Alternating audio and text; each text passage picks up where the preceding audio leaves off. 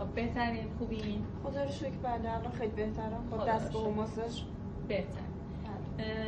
ببینید الان شما شغلتون چیه؟ من منشی مطب. منشی مطب هستم. میز پذیرشتون میز طراحی شده برای شغلتونه یا نه یه میز معمولی اداریه؟ نه یه میز معمولی اداری. میز معمولی اداری. صندلیتون چطور؟ ارگونومیکه یا نه صندلی معمولی؟ نه صندلی ساده. زیرپایی دارین؟ نه نداره. زیرپایی نداره. بیشتر اوقات نشسته هستین یا سرپا؟ ایستاده.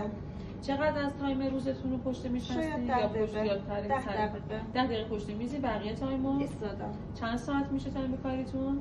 از ساعت 8 صبح تا 4 بعد از ظهر. 8 صبح تا 4 بعد از ظهر ایستاده، نهایتا 2 تا 3 تا 10 دقیقه نشسته روی میز یا صندلی که ارگونومیک نیستن. این نشون میده که صرفاً کاردرمانی اومدن، فیزیوتراپی رفتن، دارو درمانی درد شما رو کم نمیکنه. شما میایین اینجا میایین فیزیوتراپی تزریق انجام میدین، دارو میخورید، دردتون کم میشه و تو زندگی روزمره‌تون هیچ تغییری نمیدین. این باعث میشه که اون درد دوباره برگرده. تا علت برطرف نشه درد همچنان باقی است. بریم تا به مراجعین بعدی هم بپرسیم.